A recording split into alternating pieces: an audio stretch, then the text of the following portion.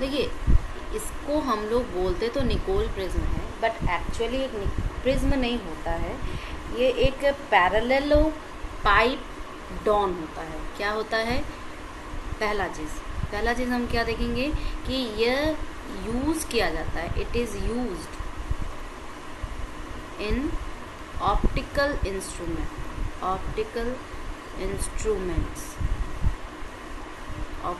Instruments, ठीक है। किसके लिए? एनालाइज करने के लिए और प्रोड्यूस करने के लिए। क्या? प्लेन पोलराइज्ड लाइट, ठीक है। कौन सा क्रिस्टल? Calcite crystal. ओके, सो अगर मैं इसको हिंदी में कहना चाहूँ तो इसका इस्तेमाल प्रकाशीय यंत्रों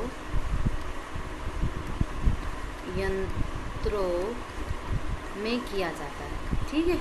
किसके लिए? विश्लेषण और उत्पन्न और विश्लेषण करने के लिए। किसको? समतल ध्रुवण प्रकाश, ठीक है। और क्रिस्टल कौन सा यूज करते हैं? कैल्साइट क्रिस्टल का बना हुआ होता है, ठीक है। इतना क्लियर है। नेक्स्ट हम क्या कहेंगे कि दूसरा पॉइंट हम ये कहेंगे कि यहाँ पर जब एक प्रकाश का पुंज, ठीक है, क्रिस्टल के सरफेस पे या सतह पर गिरता है तो वो क्या होता है? क्रिस्टल के भीतर संचरण करता है, प्रोपागेट करता है। और हम जानते हैं कि कैल्साइट क्रिस्टल क्या करेगा?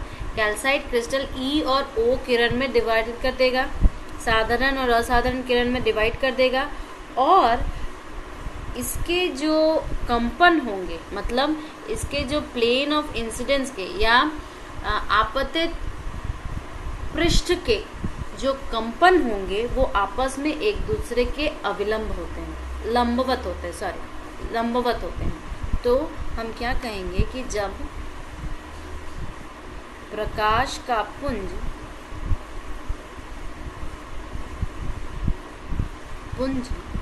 आपतित होगा क्रिस्टल की सतह पर, तो क्या करेगा? क्रिस्टल के भीतर संचरण करेगा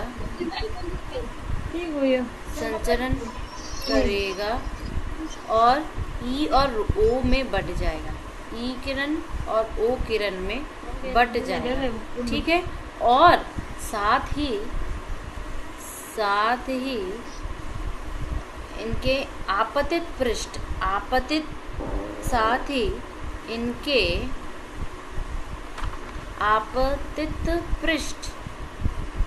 एक दूसरे के लंबवत होंगे, ठीक है। समझ में आ रहा है? If I want to write in English, I will say that when a beam of O ray और ordinary कोई भी नॉर्मल अनपोलराइज्ड भी बोल सकते हो, अनपोलराइज्ड रे इज ट्रांसमिटेड through a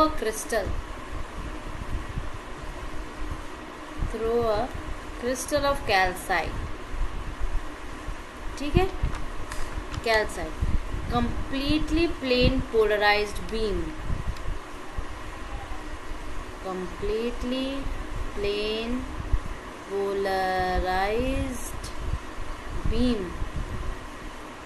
ठीक है।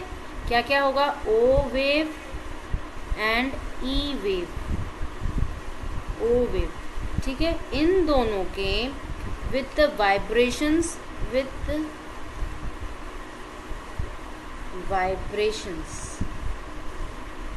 into are mutually perpendicular, mutually perpendicular. एक याद रखना कि आपतित पृष्ठ बोलो या यहाँ पर एक और भी बोल सकते हो कि इनके पृष्ठ, इनके कंपन पृष्ठ बोल सकते हो, कंपन पृष्ठ, कंपन पृष्ठ एक दूसरे के लंबवत होंगे या इनके जो वाइब्रेशंस होते हैं। देखो ऑलरेडी हम लोग जानते हैं कि अगर जो इंसिडेंट लाइट होगी उसमें क्या होगा, ऐसे भी होंगे और साथ में हमारे ऐसे भी होंगे, दोनों होंगे ना, दोनों होंगे। लेकिन जब वो इस सरफेस के भीतर जाके ट्रैवल करती है तो क्या क्या होता है बताओ, क्या क्या होता है। एक तो ऐसे ट्रैवल करती है और दूसरी कैसे करेगी, दूसरी ऐसे करेगी। तो ये आपस में परपेंडिकुलर हुए कि नहीं, आपस में एक दूसरे से लंबवत हुए ना, हुए कि नहीं। सो इसी चीज़ को यहाँ पर बताया गया है। नेक्स्ट थर्ड पॉइंट हम क्या देखेंगे। अच्छा, अब इसको ये भी जानना भाई कि इसकी खोज वगैरह किसने की है। सो आई विल से दैट कि विलियम निकोल कितनी सदी में, 1828 bye utilizing the phenomenon of total reflection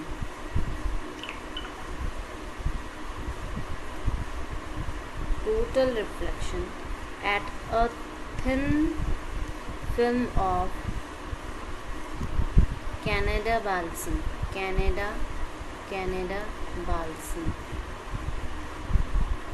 separating the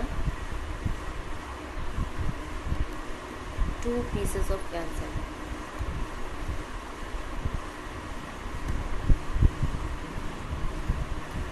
अब देखो हिंदी में हम इसको कैसे कर सकते हैं। हम क्या बोल रहे हैं एक्चुअली में, हम बोल रहे हैं क्या कि निकोल ने 1828 में, जब कनाडा बाल्सम एक पदार्थ है जो कि अगर उसकी पतली सी फिल्म बनाई जाए, ठीक है, पतला सा पृष्ठ बनाया जाए, बहुत ही पतला फिल्म बनाया जाए, तो हम क्या देखेंगे कि ये टोटल रिफ्लेक्शन करता है। टोटल रिफ्लेक्शन मतलब संपूर्ण परावर्तन करता है। ये हम लोग संपूर्ण परावर्तन तुम लोग बहुत पहले पढ़ चुके हो।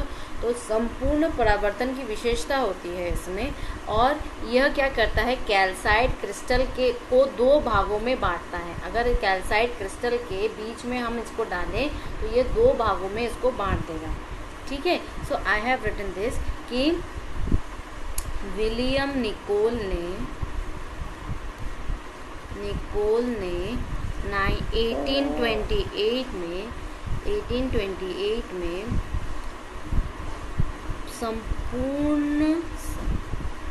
पूर्ण परावर्तन की विशेषता का उपयोग करते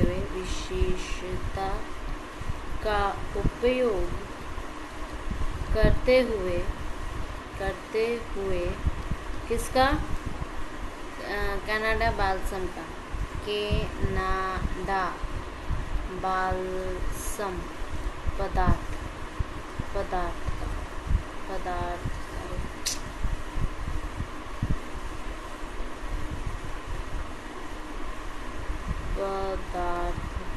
कनाडा बाल्सम पदार्थ का उपयोग किया और बोला कि ये संपूर्ण परावर्तन की विशेषता को शो करता है। कौन से, जब इसके बहुत पतले फिल्म को क्रिस्टल को दो भागों में बांटता है। क्रिस्टल को दो भागों में बांटता है।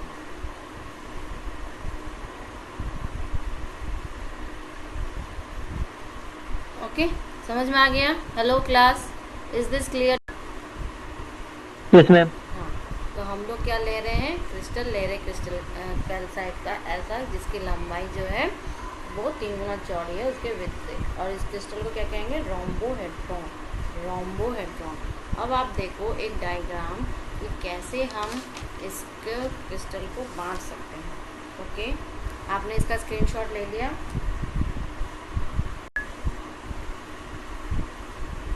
ना से what I am trying to say कि अब अगर इस डायग्राम को थोड़ा सा कॉपी पेस्ट करते हैं,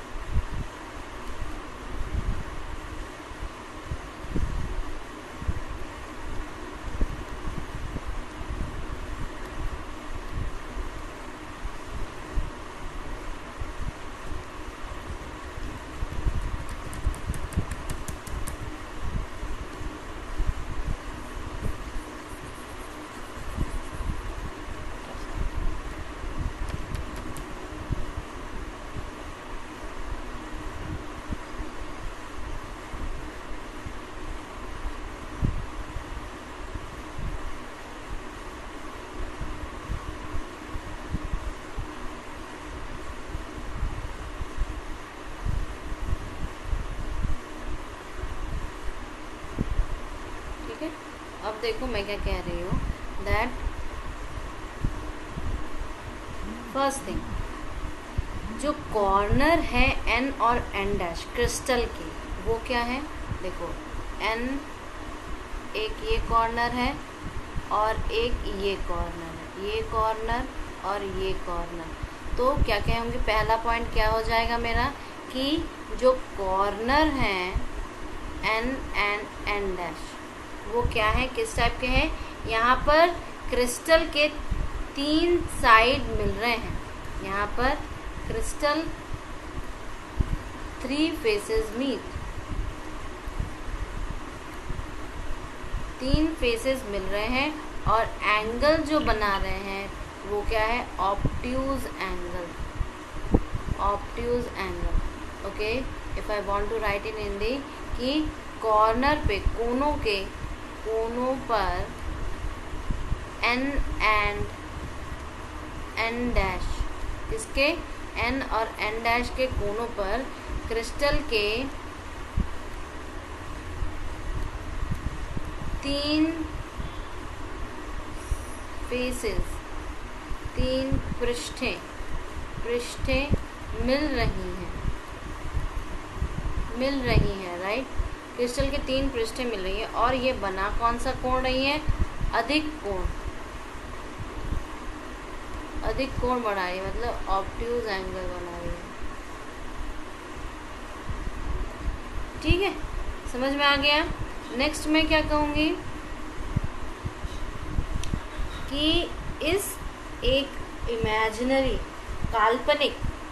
काल्पनिक प्लेन जो कि एन आर डैश और एन डैश आर को है, काल्पनिक प्लेन एन आर डैश और एन आर डैश, देखो एन आर डैश, ये है आर डैश, ठीक है, एन आर डैश और एन डैश आर, ये देखो एन डैश आर कहाँ है? ये तुम्हारा इधर है और इधर है, तो ये तुम्हारा एन डैश और ये तुम्हारा आर, मतलब डायगोनल सिस्टम। हमें क्या करना है?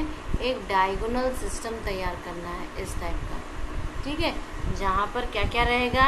एक जगह हमारे पास एन आर डैश रहेगा और एक जगह एन डैश आर रहेगा। समझ में आ गया क्लास? हेलो? सो हमें क्या चाहिए? N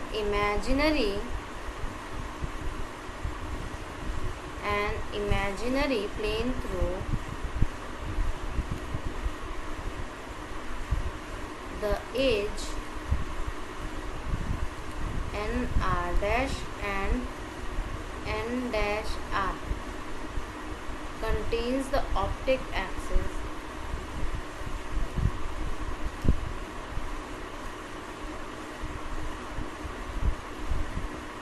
optic axis, and this is therefore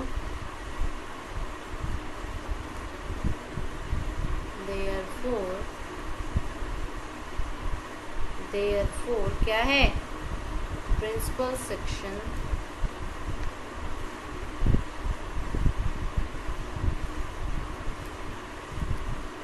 of the crystal. Crystal का प्रिंसिपल सेक्शन क्या है, N R N dash R dash, N R N dash R dash. ठीक है, मतलब हम एक अकाल्पनिक पृष्ठ तैयार कर रहे हैं, हम एक अकाल्पनिक पृष्ठ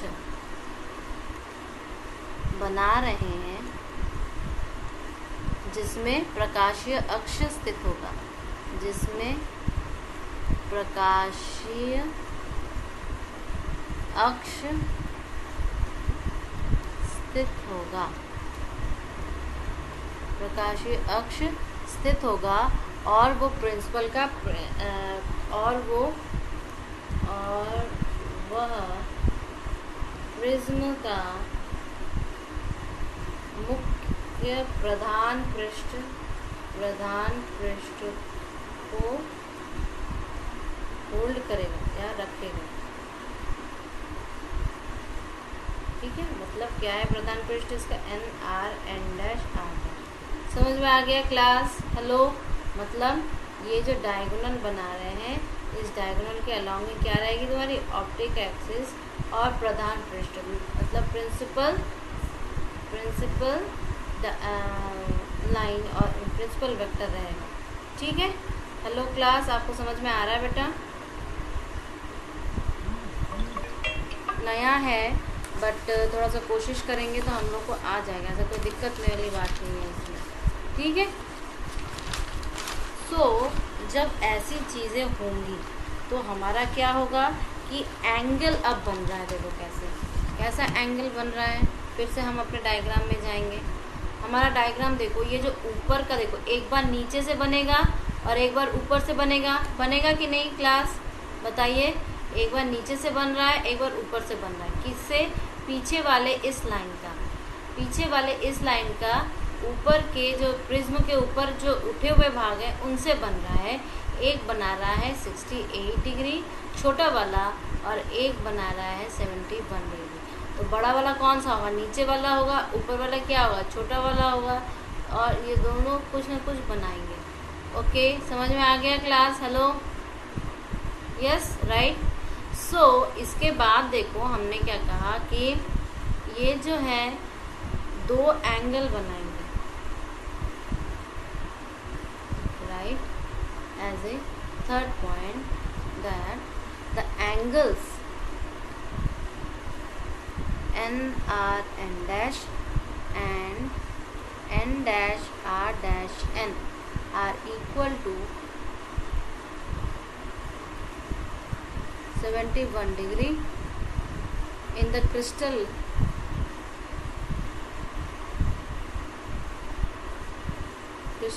produced by cleavage from natural cleavage। ठीक है, मतलब कोण NR N' और कोणे N'(R') समान होंगे 71 डिग्री से 71 डिग्री के। कहाँ से? जहाँ से क्रिस्टल को काटा जा रहा है। 71 डिग्री बनाएंगे एयर आई एम वेयर, जहाँ क्रिस्टल काटा गया है,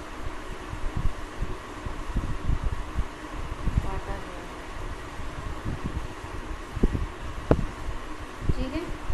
hello, okay, is this okay to you? Tell me first, इतना समझ में आया है आपको क्लास? हेलो,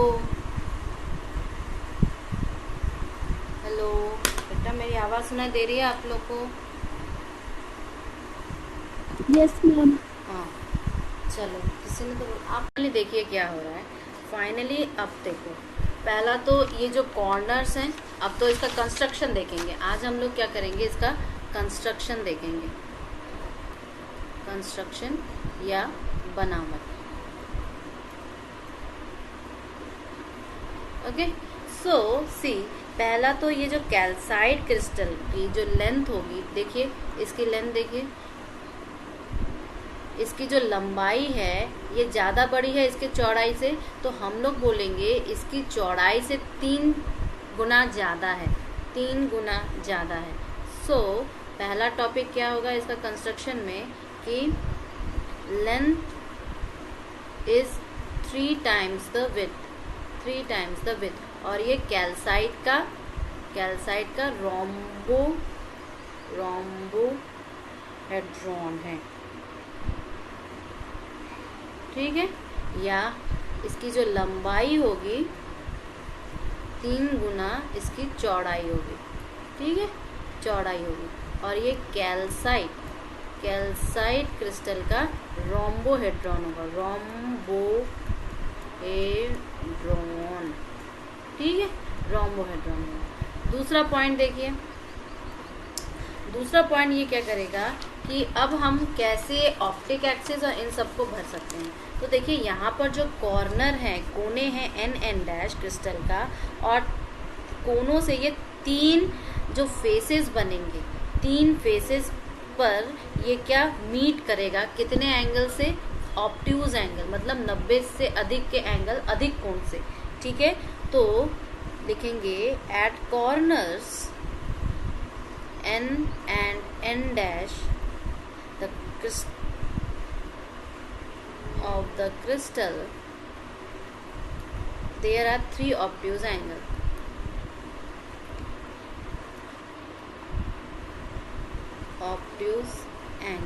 ठीक है, किसके साथ, of the 3 faces meeting,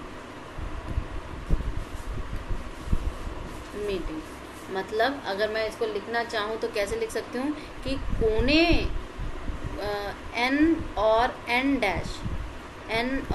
dash के कोनों पर अधिक कोण बनाएगा, 3 अधिक कोण बनाएगा, ठीक है, जो कि 3 सरफेस या सतहों या पृष्ठों, 3 पृष्ठों से जुड़े हुए हो, ठीक है, अधिक कोण बनाएगा। नेक्स्ट अब देखो हम एक इमेजिनरी प्लेन बनाएंगे, हम एक इमेजिनरी या काल्पनिक और अकाल्पनिक, तो हम एक इमेजिनरी काल्पनिक प्लेन बनाएंगे जो कि NR डैश और N डैश आर्क में कंटेन करेगा किसको, अपने ऑप्टिक एक्सिस को। तो डायग्राम में एक बार फिर जाते हैं, देखो क्या बोल रहा है, N डैश और R, N डैश ये है N डैश और ये है तुम्हारा R कहाँ है, ऊपर की तरफ है। सो N डैश और R और तुम्हारा कौन सा है, और तुम्हारा NR डैश ये वाला, मतलब बड़ी वाली और इधर वाली, इन दोनों कोनों के, इसके और इसके, इन दोनों पर क्या होगा, एक काल्पनिक इमेजिनरी लाइन बनाएंगे जिसे हम लोग ऑप्टिक एक्सिस कहेंगे। और ये लाइन में क्या कंटेंट होगा, हमारा प्रिंसिपल सेक्शन या प्रधान सतह होगा क्रिस्टल का, ठीक है। तो क्रिस्टल की प्रधान सतह क्या होगी, क्रिस्टल की, तीसरा पॉइंट हम लिखेंगे, क्रिस्टल्स प्रिंसिपल सेक्शन कंटेंट किस में होगा, N डैश R डैश में, ठीक है। और इसकी ऑप्टिकल प्लेन कहाँ से जाएगी, तो हम बोलेंगे एन इमेजिनरी प्लेन थ्रो, कहाँ से जाएगी, the edges NR dash and N dash R contains the optic axis, ठीक है। सो हम क्या कहेंगे कि क्रिस्टल का प्रधान क्या सतह कहाँ होगा, N में समाहित होगा और एक काल्पनिक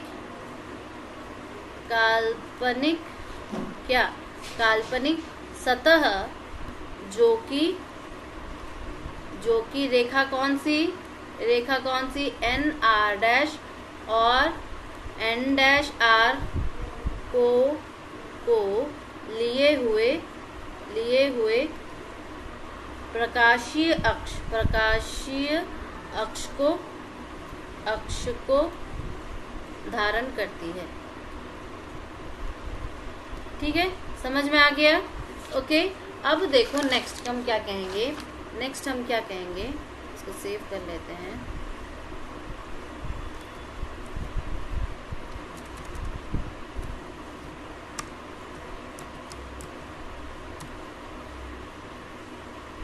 okay, so new page and it is like this.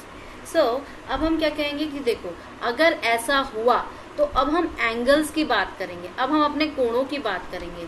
तो 5वां पॉइंट क्या हो जाएगा, कोण। कौन से कोण, एंगल्स तुम्हारे NR N' एंड और N', क्या हो जाएंगे, बराबर। और किसके बराबर हो जाएंगे, 71 डिग्री के। ठीक है, जहां से हम किसी क्रिस्टल को काटेंगे। दूसरा जो होगा, जो अंतिम सतह या एंड फेसेस क्या MNOR और M', N', O', R', ये क्या हो गए, हम लोग परपेंडिकुलर या लंबवत काटेंगे किसके, प्रिंसिपल सेक्शन के। लंबवत काटेंगे किसके, प्रधान सतह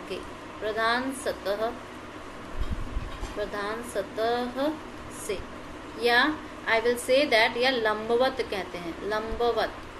ठीक है, लंबवत इसको प्रधान सतह से काटेंगे। और प्रधान सतह हमारी क्या है, NR N' R' है। ठीक है, ये हमारी प्रधान सतह है। तो हम कहेंगे कि जिससे कि हमारा इसको ऐसे करेंगे, इस कार्य को हम ऐसे करेंगे जिससे कि मेरा कोण या एंगल्स क्या हो जाए, PR P' और P' P बराबर हो जाएंगे। और ये किसके बराबर होंगे, ये होंगे 68 डिग्री के बराबर। तो हम कह सकते हैं कि प्रिंसिपल का जो परपेंडिकुलर सेक्शन होगा क्रिस्टल्स में, हम फेसेस को ऐसे काटेंगे। ठीक है, ये तो हो गया हमारे क्रिस्टल को काटना और बाकी सब देखना। अब आओ कंस्ट्रक्शन के दूसरे पार्ट में किसकी एंट्री होगी, कनाडा बैल्सम की।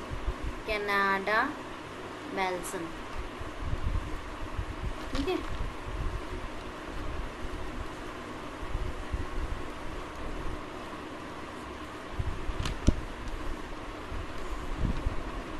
नेक्स्ट अब देखो मैं क्या कह रही हूँ कि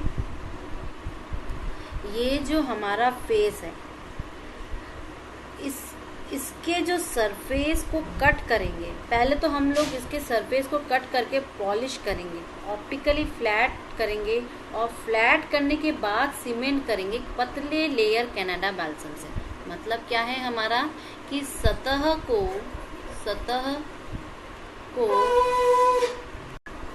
कनाडा बैल्सम के लिए क्या बताया कि यह एक ऐसी क्रिस्टल है जिसके सरफेस को, सतह को हम ऐसे काटेंगे जिससे कि वो प्रकाशीय रूप से समतल हो जाए, प्रकाशीय रूप से ऑप्टिकली फ्लैट।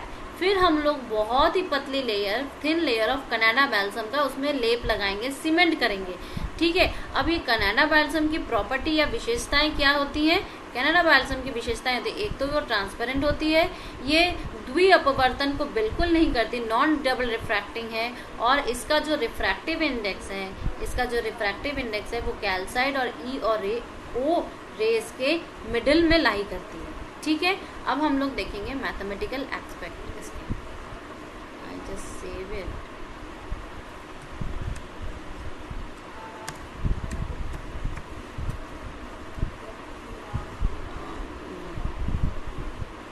सो अब देखेंगे मैथमेटिकल एनालिसिस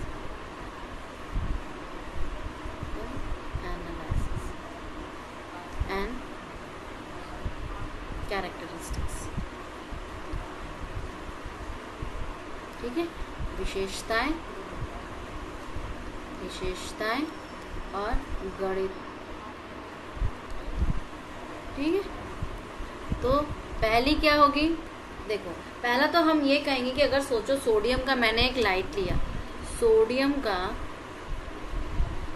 पीली प्रकाश लिया। ठीक है, क्या होगा, जिसका औसत 2 होते ना सोडियम के लाइट, तो औसत तरंग दैर्घ्य क्या हो जाएगा lambda is equal to 5893 angstrom.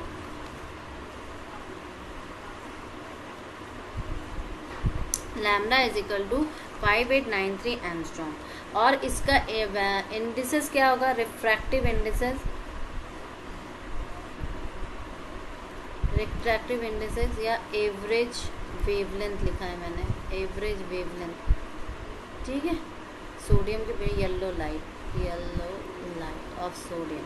So refractive index क्या हो जाएगा, एक तो कैल्साइट में ओ किरण या ओ रे क्या होगा, इसका रिफ्रैक्टिव इंडेक्स अगर म्यू नॉट बोले तो 1.6583 होगा। ठीक है, उसी तरह कैल्साइट में ई किरण या ई रे का रिफ्रैक्टिव इंडेक्स मैं म्यू ई लिखूंगी और वो होता है 1.4864। बट ये जो कैनेडा बाल्सम है ये लाई करेगा इन दोनों के बीच में, और इसका जो रिफ्रैक्टिव इंडेक्स है कैनेडा बाल्सम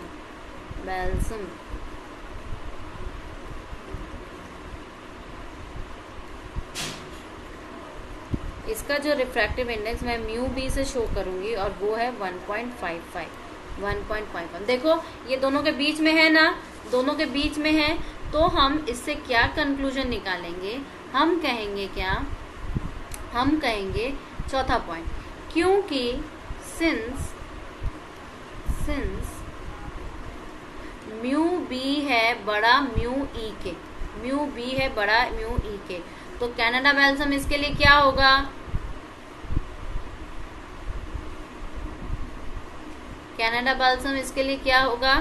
क्या होगा ऑप्टिकली डेंसर होगा ना कैल्साइट के ई रे के लिए।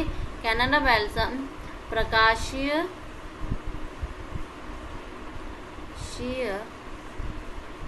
घनत्व अधिक होगा कैल्साइट के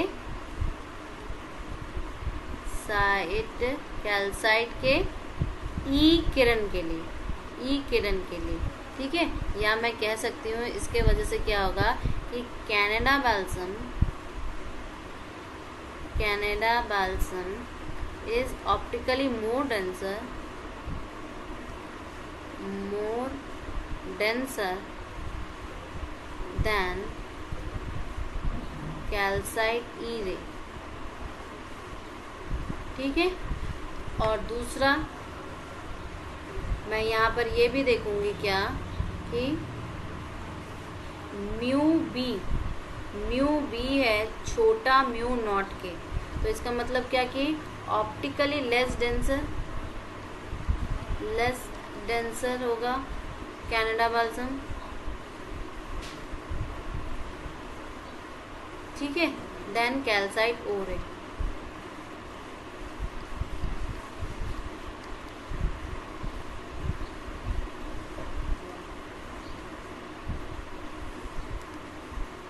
कैल्साइट का ओ रे से। मतलब हम कह सकते हैं क्या कि कनाडा बाल्सम प्रकाशीय रूप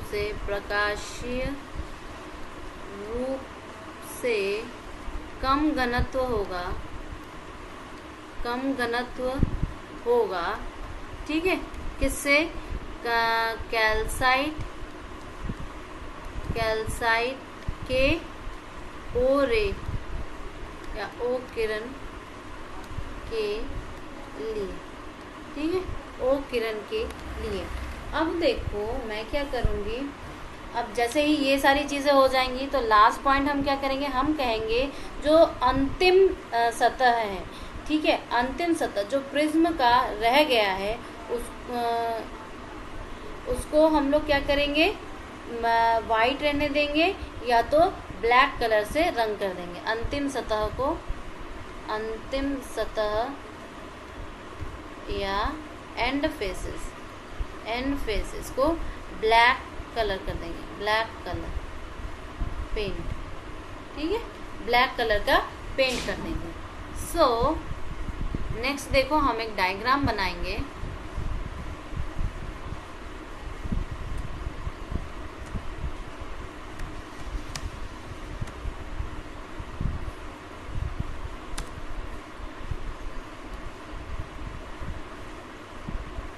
अब देखो डायग्राम को तो ऐसा ध्यान से देखना, तब आपको अच्छे से समझ में आ जाएगा कि कनाडा बाल्सम में हो क्या रहा है। एक तो हम पैरेललोपाइप बनाएंगे, ठीक है।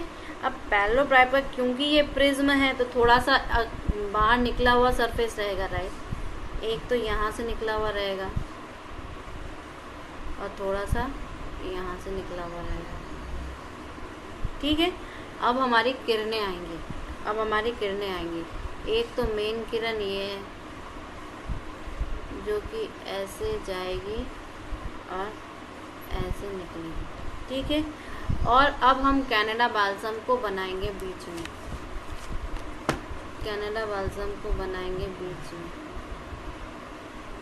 सॉरी,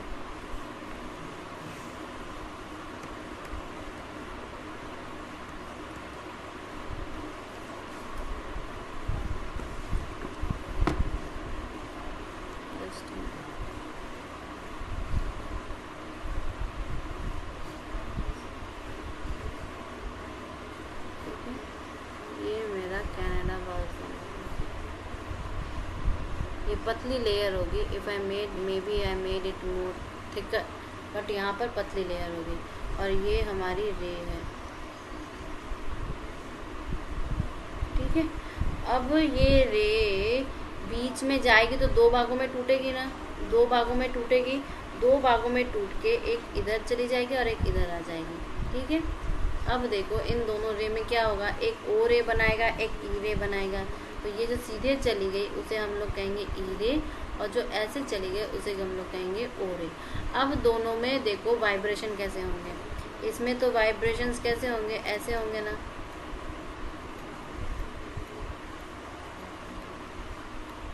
लंबे वाले,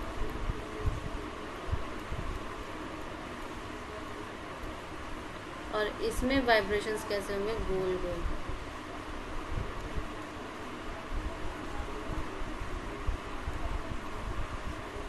ठीक है। अच्छा अब इसका देखो ऑप्टिक एक्सिस क्या हो जाएगा, इसकी जो ऑप्टिक एक्सिस होगी वो ये होगी, ऑप्टिक एक्सिस या प्रकाशीय अक्ष, ये उसकी ऑप्टिक एक्सिस हो जाएगी। तो इसको सोचो P नाम दे दो, इसको P नाम दे दो, इसको N नाम दे देते हैं, इसको P नाम दे देते हैं,